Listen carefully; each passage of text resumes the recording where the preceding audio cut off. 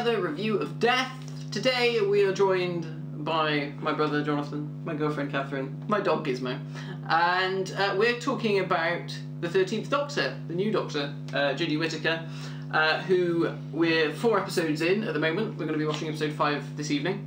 And basically, we just thought it'd be interesting to do a video discussing... like, just on edge, anticipating the conversation. Oh, right. We thought it'd be interesting to do a video discussing what we think of the new Doctor, because going into it, when Jodie was initially cast, obviously it was quite a big change of direction for the programme.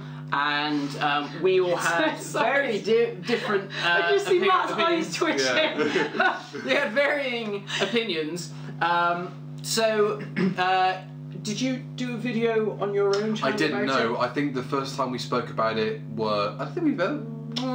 I don't know. It might have been the video that we 3 did together, Everything We Don't Know. Yes, That was the first time we spoke about it. And before that, me and Kat had done the video. Yeah, and I think you might have mentioned my reaction in that video. I think I probably did. Yeah. Matt had the 3 stages of grieving and then acceptance. Yeah. So you all sort of know our opinions, and if you don't know ours, then you can find the video elsewhere on this channel. Right, Jonathan, when it was announced that Jodie Whittaker was going to be the new Doctor Who, you hadn't seen it, had you, in anything by that point? No. But what was your initial reaction? I could kill myself. Look, the idea of having a female Doctor Who was not something that I was particularly keen on. Yeah. And I know it's been hinted, obviously, because in previous stories, people have regenerated from males into females, and I thought it was ridiculous and didn't like it. So when this happened, that announcement was made, I wasn't very happy, as you know, and I said I'll never watch the programme ever again. And, Doctor Who finished, I remember that me. When you were talking, when Matt was talking about his initial reaction to it. Yeah. Matt... I was in the bath, Matt was walking around going, oh my god, oh my god. Yeah, but... Oh, it's all over, oh my god. But you kind of did the thing where you went, will I ever watch it again? You were like, well, yeah, I will. Yeah, It's interesting that your thing, Johnny, was just like... I didn't think I would, but I think afterwards I thought, well, I better give it a go at least, and see what I think of it. But you would get quite wound up by it, wouldn't you, as well? I was. Yeah, you would wind me up about it. And my colleagues at school would say things, they knew it would wind me up. And that's why they did it, to see how I reacted to things. This is their revenge for you stealing the buckle off the umbrella. Yeah, correct. Yeah. So correct. So I wasn't particularly pleased by the news, but.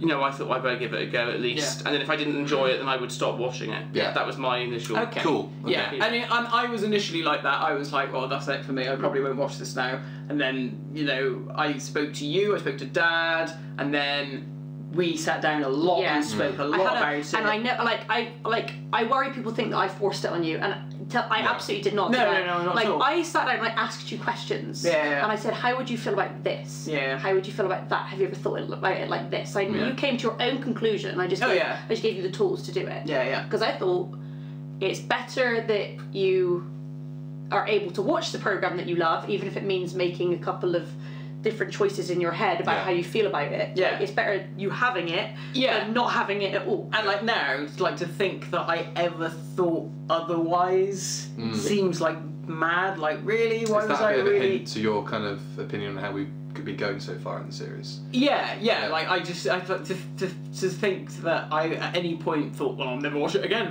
Yeah. And it was like you were so upset. And now that we have all these people on Twitter hashtag not my doctor and all that crap, I look at that and I think, oh my god, I could have been one of those. Could have been you, yeah. You could have been one of those incels. And I just sort of think, well, I think I would have been like you, and I would have watched it anyway just to see how it went. Do you feel lucky to be surrounded by people that will level you out of there? Yeah. But I don't think I would have ever been. I don't think I'd have watched the new series and gone, oh no, this is terrible, she's really bad. I don't think I would have done that, and I don't think I would have gone down the hashtag not my doctor route. No. I think You're more screwed on than that. So, sorry, I don't know what that means. Hashtag not my doctor. What does that mean? So there's like a little. So on Twitter, you have things that are called hashtags. Yeah, I know what that hashtag is. But I don't know what that means. Not my doctor. That's So just, it's a hashtag people have started. So it's a collective group of people that are just. It's almost like a tagline. Yeah, vehemently against with Donald Trump make America great again, and people put that in their profiles. Like I support Donald Trump. It's basically their way of saying I am anti this doctor. Yeah. How dare they? So you'll have. So are they watching it or not? I don't know. Well, some of them are, some of them aren't. But they're probably pretending they're not. It's like people who pretend to like cancel a subscription to a service when they clearly haven't. Oh, I'm going to stop. What you're still. But you're not, are you? And it's like the most hilarious things are like, no one's going to watch it, or oh look, Doctor Who's had the most viewers it's ever had in its history, or whatever. And then they're like, oh well, they're clearly fixing the numbers. Yeah, or it's people say, watching it over and over and over. My opinion has to be correct. Yeah. I will bend the world to fit my views. Yeah, it's insane. It's like flat earthers. I saw flat earthers in the city centre the other day. Really? I really enjoy that we're comparing not my doctor people to flat earthers. To be honest, it's kind of the same mindset, you know. Yeah. So that was where we all were. You were very pleased, weren't you? Yeah, I have to say, initially, like when I was going through sixth form, I was very much against the idea of the Doctor being a woman. Yeah. Just because my brain hadn't fully developed at that point. But now I'm at a stage where that's just from my perspective as like a kid. And like growing up with Doctor Who.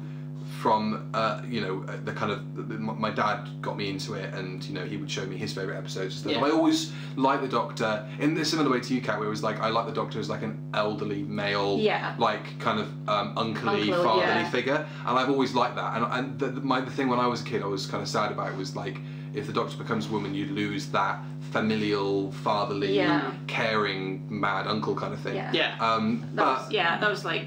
Completely the reason that I didn't want the Doctor to be a woman in the beginning. That was what I liked. But then as I was kind of growing up, my thing eventually became just vehemently disagreeing with people that Time Lords could become Time Ladies. And like saying, well, those are two separate species, even though nothing had ever been set in stone at any point. That's a big one, is that people that I often say, because someone called me out on it, was like, well, the history of the programme suggests that it's not possible. It's actually, well, no, it doesn't suggest it's not possible, it just never showed it happening, which is completely different. And that would be the same for anything in the programme. You could say, well, regeneration isn't a thing until it was a thing in 1966. They didn't write the programme with that in mind. He wasn't even a Time Lord for like the Gallifrey didn't exist. If you think of it that way, it's a piece of fiction. You add to it. It's called an expanding universe. It's like you're just adding layers on layers and layers. The absence of something doesn't suggest it's not possible.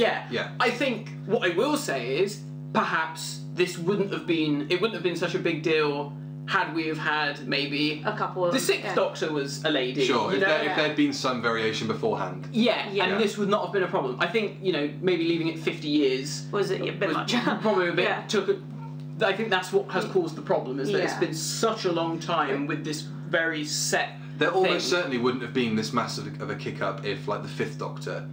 Because Tom Baker was the first person really to suggest it could be a woman to take over the role. But that's I was going to say, I think planting the seed that long ago should have at least given a couple of people ideas. But that's the thing, it was like, it wasn't planted in the show's like canon was the problem. What I mean is I don't mean it should have been given the audience ideas, and it should have been given the showrunners ideas to do it. Totally. I just don't understand why it never really occurred to people. But then at the same time, prior to Chris Chibnall taking over the role, we wouldn't have wanted to see Moffat writing a female.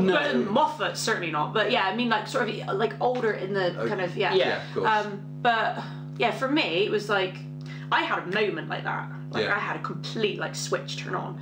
So I think I've said this in a video before. I think we had the same moment. We've had this, where it was like when I was watching her take the hood off and stuff. I had a moment where I was like, that's the Doctor, and that's a lady, and that's the Doctor, and it really hit me, and I felt quite emotional about it, and I was like... I got that not from seeing her take the hood off, but more from, which we've all talked about in previous videos, but from seeing the fan art. That was what online, and you got it from seeing the young girls online reacting to seeing it. It was I suppose for you, Jonathan, you don't really see an awful lot of that stuff. Anyway, so it's a very different experience. You're just kind of left with very the news. Seeing even with the first episode, seeing there was a picture of two young black girls sat cuddled up on a sofa. And it's like, when you think of a traditional childhood Doctor Who fan, you think of a little white boy. And you don't think of that, and you think this is a show that's got, you know, it's now got a woman in the main role, and it's got all these mixed race characters, and there are all these people saying, oh, the PC police, but Doctor Who has always been about inclusion. It's always been about standing up for the underdog. It's always been about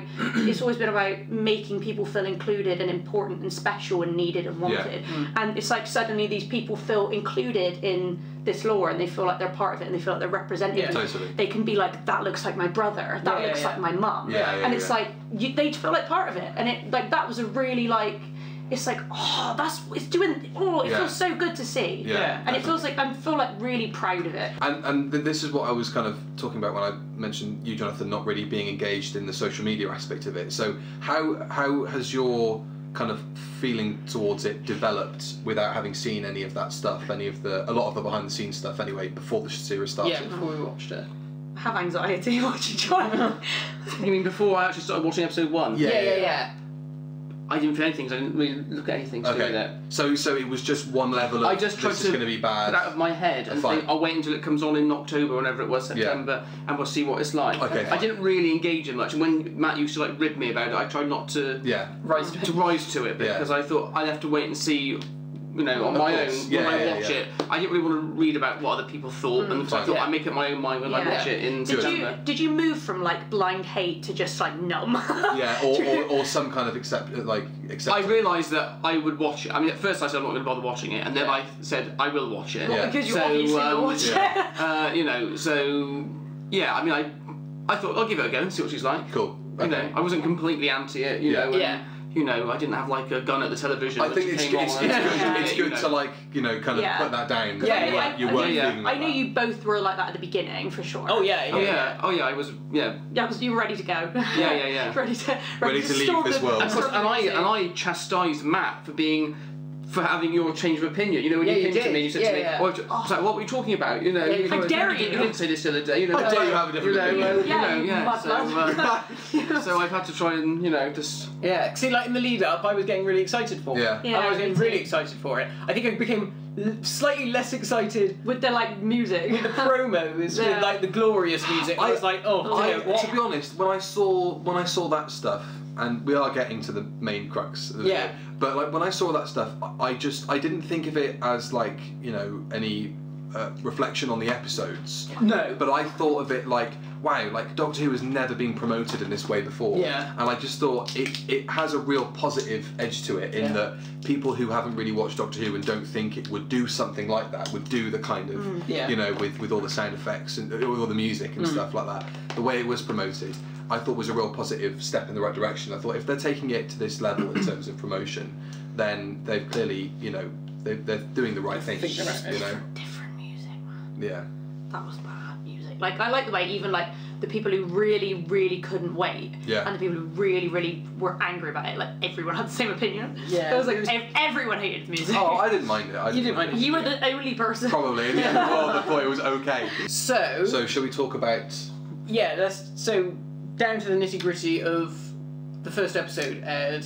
I did a video and I sort of said, I don't know what I think of her yet. And now we're 4 episodes in, and something we actually spoke about earlier, which I think is kind of important to the discussion, is that they are still at this point referencing that Jodie is finding her feet as the Doctor. That her Doctor still doesn't quite know how she's reacting to stuff and all that kind of stuff. Now, I like that, because most Doctors kind of have an episode or two of, you know, now I know who I am. I like the fact that Jodie's still finding her feet.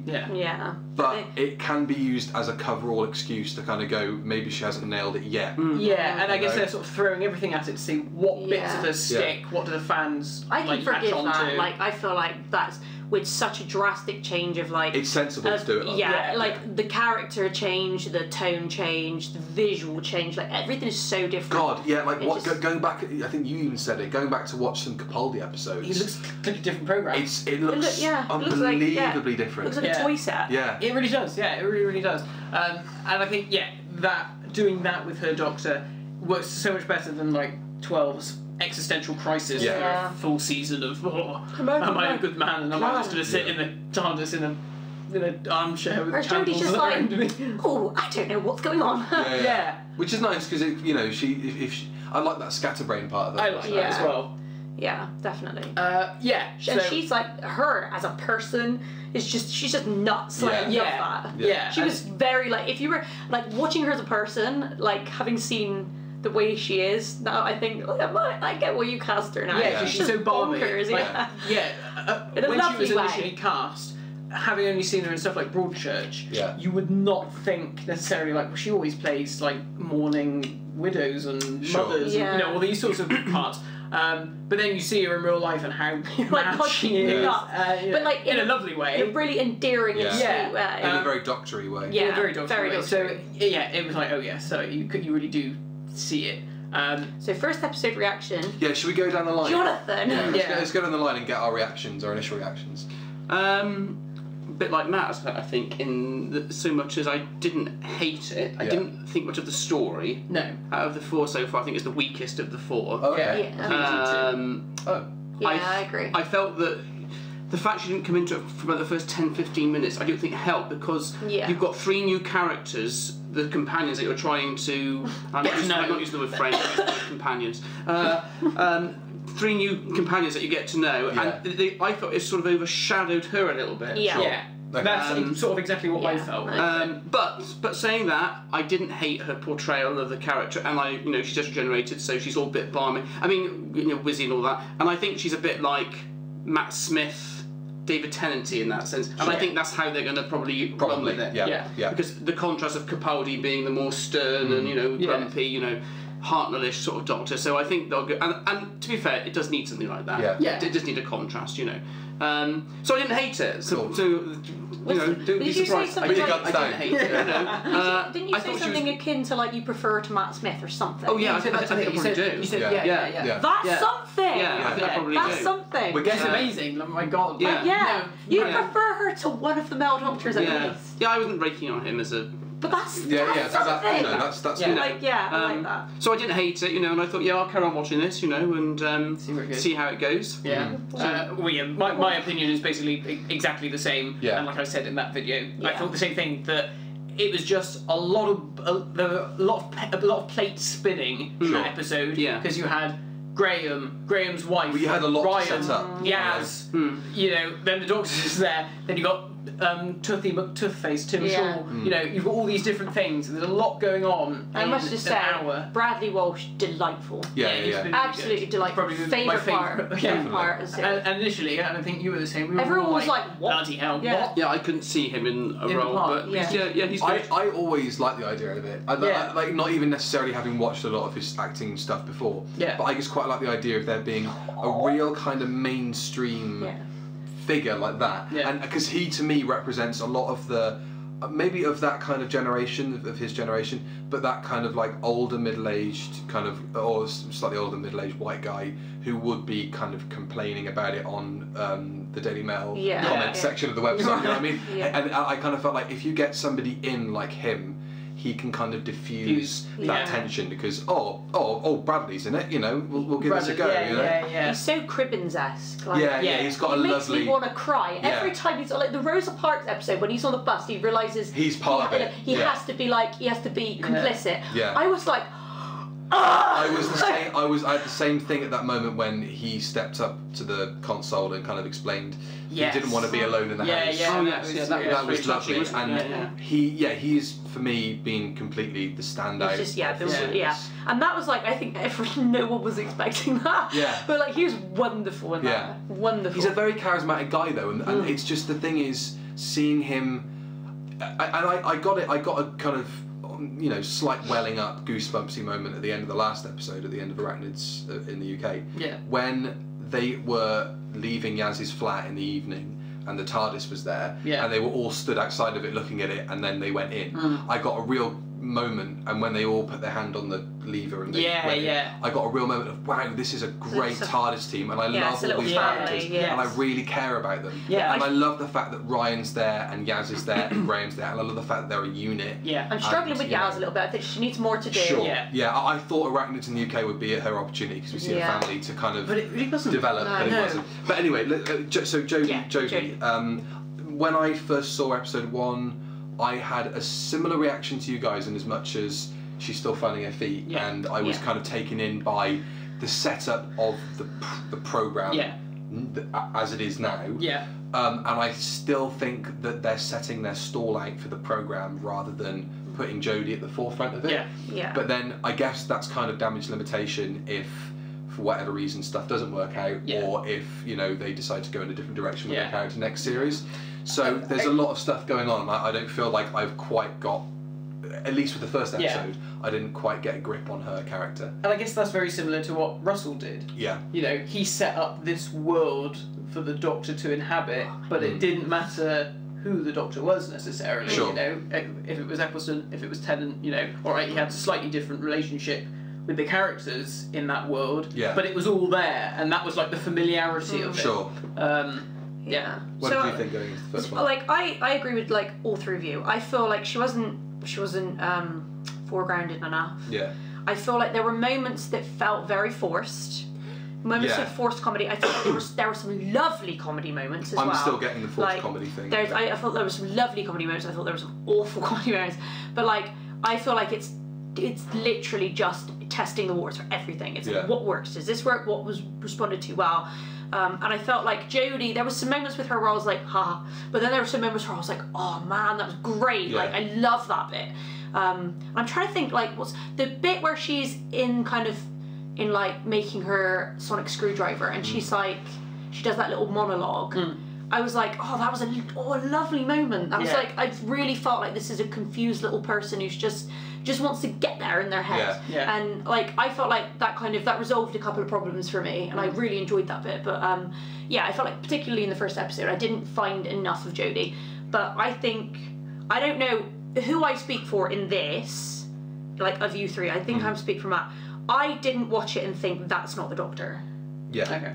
Do you know what I mean? I know you had that at the beginning. The second episode, you said you felt like it was you were watching the Doctor. And I feel like I thought there was going to be a huge issue for me with, like, I felt like I was going to be like, how can I connect these two characters, because like it's such a stark change. And then I was like, but wait a minute, it really isn't actually that stark of a change. And when I got there, I didn't have a great deal of problem connecting her to the Doctor at all. Like, I didn't feel like it was like I had to make myself think, right, this is the Doctor. I was like, okay, it's just the Doctor. It didn't hurt me to try and picture that. Definitely. And I know you had a problem to begin with. The first episode I was like, I'm not 100% sold on this. It was after episode 2 you were like, okay, that's the Doctor now. Well, let's go to Johnny with episode 2. So what did you think from the Ghost Monument? I thought sort of similar to you, really. I thought she'd settled into the character a lot better in the second story, and a bit like you said, Kat, as well. From this point, I thought, I'm not thinking to myself, this is someone else trying to be the Doctor now. I did think, she's the Doctor now, and they're all on their adventures, and she's found the TARDIS. I feel all squishy sitting with Jonathan saying that. Like, hold far. I'm not saying that. I'm completely, I know you're not happy about it. I'm very aware of that, but I was really expecting you to be blindly hating it and refusing to go near it. No. I really expected that of you. So no matter what you say now, the fact that you have any degree of acceptance of it, makes me feel really happy. And this is what I think, whenever I see these Not My Doctor people, I think to myself, if my brother could do it, watch it and not really take that much of an issue with it, then what the hell's wrong with everybody? You know, it's I didn't think to myself, she's trying to play this character, and she's not. I think she is the Doctor now, but. I'm not saying I'm all for this radical change. Right. Radical Do you in my feel like mind, you're settling into it more now, though? I think so. Yeah. Cool. Yeah. Okay. Yeah, I think so. But I guess that's the same with people when Pat Troughton did it. True. True. That would have been that would have been, other than her, that would have been the most radical. Yeah, of course. Not My Doctor Who. Not My Doctor Who. Yeah. The interesting thing you said there, Jonathan, about feeling. And the whole idea of it being forced, or coming across as forced, and I'm still hearing lines of dialogue, and I don't know how else to say it, but it sounds like a fan film Doctor reading off a script. There are moments of that. I agree. There are moments of kind of like the name dropping. moments of, you know, that kind of like tenancy. Oh well, you know, all that kind of stuff. Well, I said that. You know, that there are moments of it that I just kind of feel like I don't think that's her doctor. I don't think that's her doctor. Like I was gonna say, like, would you feel that way if it was a man acting those exact same lines?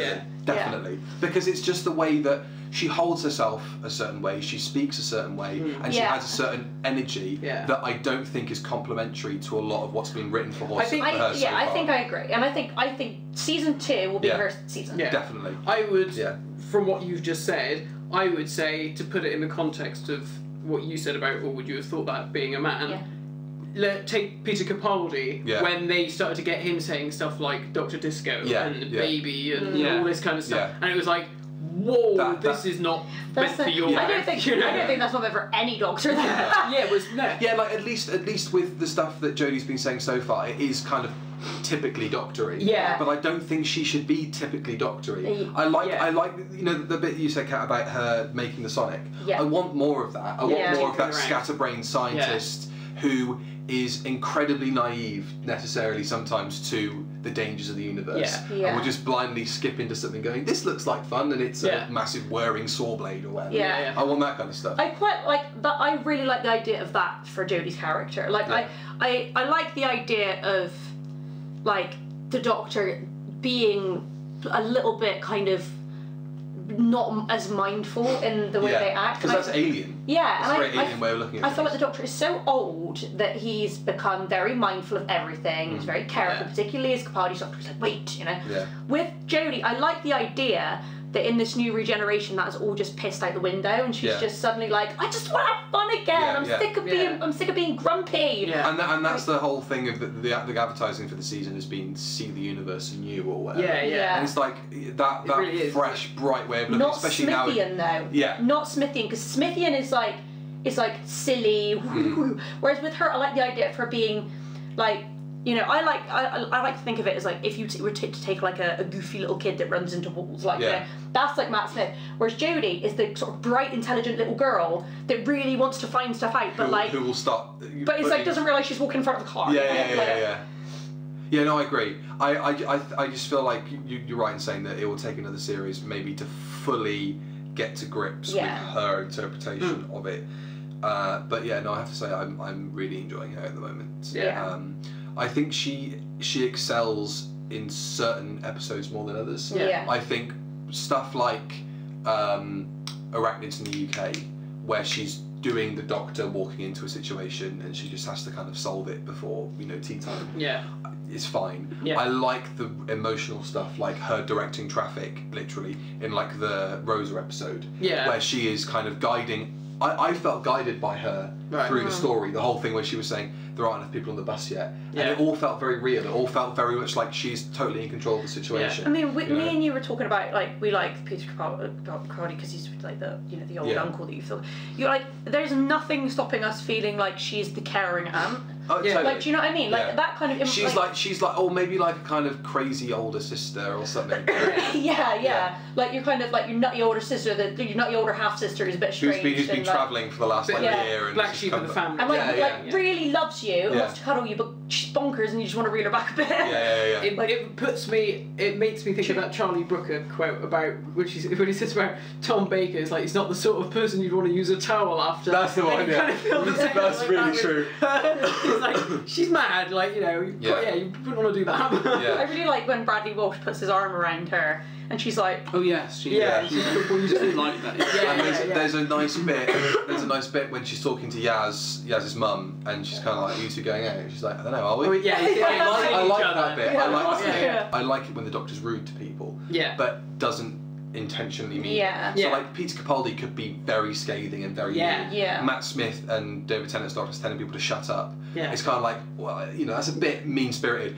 Jodie turning to Yaz's dad and saying, do you mind if I pop next door where you make your terrible pakori? It's like she doesn't mean it to be nasty. She's just reiterating.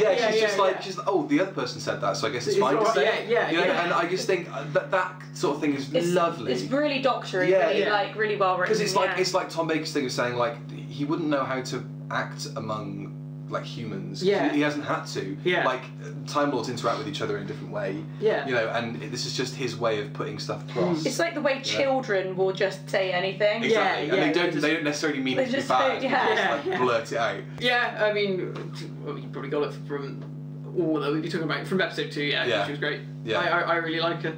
Yeah. What is episode 3? Oh, the Rosa Parks episode. Rosa No, Parks episode 2. Episode.